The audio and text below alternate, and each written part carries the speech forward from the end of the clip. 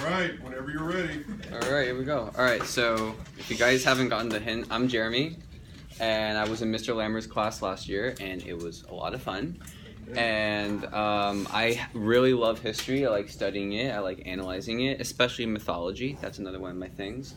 And so I asked Mr. Lammers if I could teach a class, and he said sure. And I was like, okay, let's do something. And I decided to focus on something that most teachers don't really talk about, and this is called the Fourth Crusade.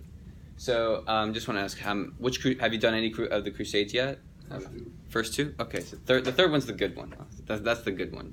This one is, it's the worst one of them all. Well, so it's the most disastrous. Actually not the worst. Well, the worst, yes. All right. So I want you to imagine just a night. All right, if you guys want to close your eyes, whatever, do whatever that works for you.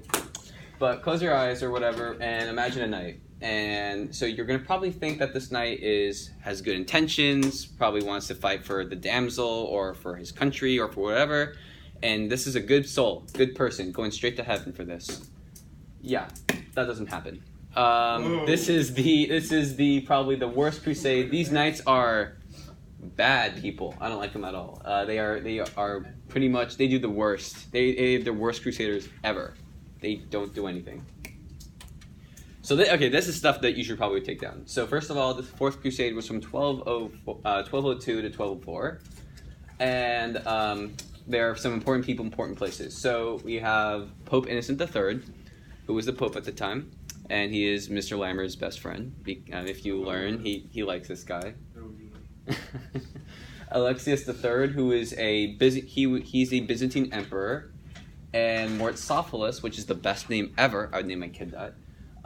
He is another Byzantine emperor that will come into place later.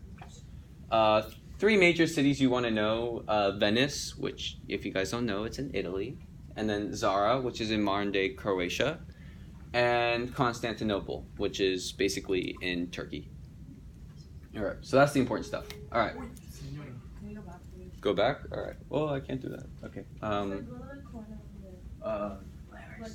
No, it's too hard because I know his screen. It's the mouse always gets messed up.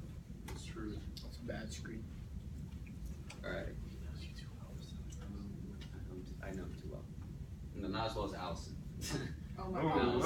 Can we not talk about that? Can we? Okay, let's change back to something. All right, next slide. You guys are all Gucci? Okay, let's go.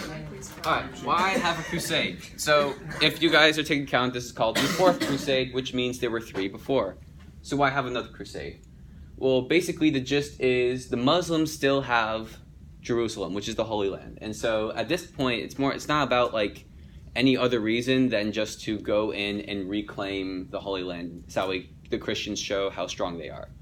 And also for the other reasons, which is like, show the Byzantines that Catholicism is the best religion ever, and to basically allow Christians to study in Jerusalem. So it's mostly this reason, which is the Muslims still have Jerusalem, but I mean, the Pope's always going to try and make up excuses to try and convince people to come. So basically, three crusades and nothing, so let's get it back. You guys ready? Yes, sir. All right, there we go. All right, so initial disappointments. This is where it all goes bad. So more than 35,000 men initially come. They're like, yeah, let's go kick Muslim butt. And but many of them are like, you know what, let's pass. And only 11,000 ended up coming. So the rulers decided there were two ways you can go to the Holy Land. One, which was basically going around the Black Sea, or that would just take too long and it's also really hot. Or you can go via sea and get to Constantinople and eventually go to Jerusalem. So they obviously go by sea because it's more effective. And this is where they start building the largest fleet. And yes, you have a question. How come they wouldn't go directly through the water? Because there are a bunch of people who didn't want them here. they were like, what are you doing here? So they probably wanted to go around. If they went through, I see what you're saying, go from here. I guess they'd have to travel all the way and then go through here. That's actually a good point. I don't know why I did that. I mean, people that back then weren't that smart, so they probably had there was probably some reason why I didn't want to go there. Yes. Why wouldn't they sail directly to Jerusalem? Yeah. Because, I mean, all right, so if you're on a boat, you have to bring a bunch of supplies in order for you to last all the way to Jerusalem, all right? Now, first of all, boat rides suck, all right? They don't work, they're pretty boring. You get scurvy, and also your supplies start running out really quickly. So you have to stop by a bunch of cities that are friendly and give you supplies, food, weapons if needed. So that's the whole point of going by sea. All right, so basically only 11,000 start coming, and that's not good. So they stopped by Venice. That was the first city. In Venice, the Venetians they're like, okay, we can give you ships to go to the Holy Land. That's fine. We have a little deal. We have a proposition for you. We'll sail you there, but you have to, along the way, you have to go attack this city called Zara. Now, Zara is in modern-day Croatia, and the Venetians are they love money. They love money because they like to control like the banks and whatever. And this is where they start getting their banking stuff down. And Zara was originally like supporting Venice, but eventually wanted to kind of rely on some other power for money and trading and protection. So Venice wants them back. So Venice says, all right, Crusaders, I'll send you, but you have to attack the city for us. So the Crusaders are like, oh no, that's all good. We'll attack the city for you. It's all good. This is a bad idea for one big problem. Zara is a Christian city. It's not a Muslim city. It's not a Jewish city. It's a Christian city, and it's a Catholic city. So it's kind of like Catholics are attacking Catholics, and that's just kind of sad, since that defeats the whole purpose of the Crusade, which is to promote Christianity in general. So that doesn't make any sense. And everyone's like, don't do this. Do whatever you do. Do not do this. And the Crusaders are like, you know what? We'll just do it because we need the ships. So they attacked Zara. Now, oddly enough, since no one really knows about this, like no one really talks about it, it's not really worth mentioning. But they still lose. They lose this battle horribly. It is a major disaster. And so if you lose a battle, this is common knowledge, but first of all, you lose food because, if you're planning a siege, you need a lot of food so that way your soldiers stay alive. You need water, and you need weapons. So now a bunch of your men are dead. You don't have a bunch of food, and a bunch of weapons are just gone. So now these guys are dead broke. So that's not good. So before I do anything, Mr. Lammers might touch on this later, or he might have already done that, but excommunication is something I need to talk about. So when the Pope heard about this sort of attack on Zara, he's like, Christians are attacking other Christians. These are my Christians. My boys can't be doing that. So he decides to excommunicate them, which basically means you get kicked out of Christianity and you're going straight to hell. And they just upset the Pope, which is... I don't think it's a very good idea, but they did it, and so yeah, it's kind of a big deal. So now these guys are excommunicated, and they just decide, all right, you know what, we'll still go to the Holy Land. So the next major city that they stop by is Constantinople, and so now they're there. They're still broke. They need to do something to get money, food, even soldiers. They need that. So this emperor-to-be, he's not yet emperor, but he wants to be, and he's probably going to be. His name is Alexius III. Look at that guy. Just a picture, perfect picture. But anyway, so he says, all right, I'll pay you a bunch of money if you just help me secure secure the throne. And the Crusaders they're like, okay, we're excommunicated, we're poor, so we might as well. So they end up actually, attacking other people, attacking the city at one point, and they eventually conquer Constantinople. And that's great. So Alexius III is now emperor. The problem is he kind of like told them to do it first, and then he'd pay them. Well, it turns out he didn't have that money to begin with. So you guys get that so far? You got scammed. Yeah, basically. All right. I'm going to stop right here for a second. Any questions? Any at all? Pablo, I know you're notorious for questions. Do you have one? I'm alright. Okay, you're good. Yes. Who's leading the Crusaders? Like, whose idea? Whose idea to start the Crusade? Well, a bunch of Christian counselors were like, you know what, we need to get the Holy Land back. No, but like, once they were in the field, whose idea was it to do all these things? Whose idea? It was really just a collaboration of all the commanders I don't. I mean, I don't. They had multiple leaders in Crusades. There are never really any like. There's never one leader.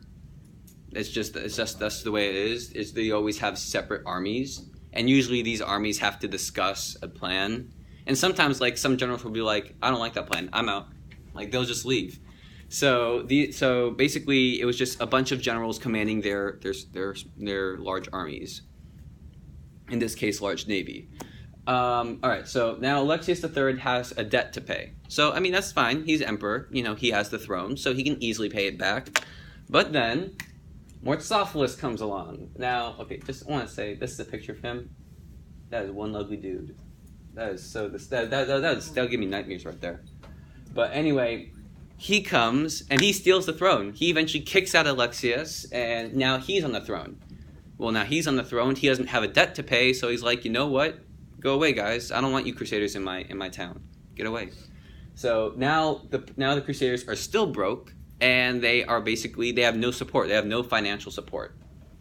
So this is the worst part. Now, this is probably one of the worst things that ever happened in all of human history because it just hurts me deeply. But so they're stuck in Constantinople. So now they have a huge army. But they have no way to get there. To get to the Holy Land, they have no money. They barely have any food. So what do? They sack Constantinople, and that is definitely not a very good idea, because first of all, Constantinople is the eastern capital of the Roman Empire. Well, it already fell, but I mean it's a very important place, and it's the head of the Byzantine Empire. So that sucks because. I mean, you have one of the greatest powers being threatened by just a few excommunicated soldiers. And unfortunately, the Crusaders actually win. They sack the city. They kill all the men. The women and children are sold. There's a possibility of rape. I mean, that's just the way it goes in siegecraft. In the end, they are just stuck there and they go home. They never go to take the Holy Land. And the worst part about this is that the Eastern Roman capital, which is Constantinople, it never regains its power. This is basically the beginning of the fall of the Byzantine Empire. This is where it all goes to blow. And Constantinople will continue its decline until around the early 1400s, where the Ottoman Turks come in and kick them out for good, and rename it Istanbul. So all in all, they think they're doing a crusade. They're going to go attack the city of Jerusalem. They stop in Venice. They attack Zara, which fails, so now they're poor. They go all the way to Constantinople. They're still poor, and then they sack the city. So in the end, these are probably the worst crusaders because they do the exact opposite of what they were tasked to do. They basically suck at being good crusaders because they attack their own kin. And any questions right now? Because this is kind of, I mean, no one really talks about this. Yes. What happened when they got home? Oh, it's kind of like when you get an F, and like if you're one of those really like awesome students and you get an F, so you walk home and you're like, "Hi mom, hi dad. Yeah, I kind of got an F today." Like everyone was like, "You are an embarrassment, child." Like they were just mocked, scorned, and plus they're excommunicated. So I mean, they can't really go to the Pope and say, "Yo, Pope, you and I, we cool?" No, you can't do that. They're done. Their lives are over. They're going straight to hell no matter what they do. So, yeah, that sucked for them. Yes. So if they're going to hell no matter what, would they like turn to like a life of crime? Or? That's kind of how the end of the crusade worked out. I mean, they were like, we're going to hell anyway, and we need food and money, so let's go attack the city. Yes. So how did the rogue crusaders manage to make it from Zara to Constantinople? How did they make it? Well, okay. When I say broke, I mean, sure, they didn't have a lot of money, but they still had something. They had something to get ships. They still had a few ships of their own, and they were able to barely make it to Constantinople. And it's a good thing that they made it to Constantinople, which is a very wealthy city, or else they probably would have died, and thus the story would just end there. Any other questions? All right, so that's the Fourth Crusade. So, like I said, no one really talks about it because it's just an embarrassment to European history. But it really just shows how our pictures of these perfect knights who do the best thing for the best people, that just kind of goes to waste at this point, because they end up betraying the very faith that they swore their allegiance to. And so it's basically, you know, we all look at history and we say it's done by history is created by great men, by great deeds, by great actions. And this is a case where they still made history, but in the worst possible way. So that's my spiel on the Fourth Crusade. Thank you very much. By the way, so I know you guys kind of have a term paper coming up, which, by the way, is for me it was a lot of fun because I got to do what I like to do best. So if you guys have any questions, just email me, or if you guys want me to review your essay, I'd be more than happy to do that. Yeah, I was the guy who had those flyers up, like, if you need help with history, contact jjason@oi.org. That's me. If I have a bunch of homework and you guys send it to me, I'm going to stop my homework and work on you guys, because you guys are, this is my thing. I love history. So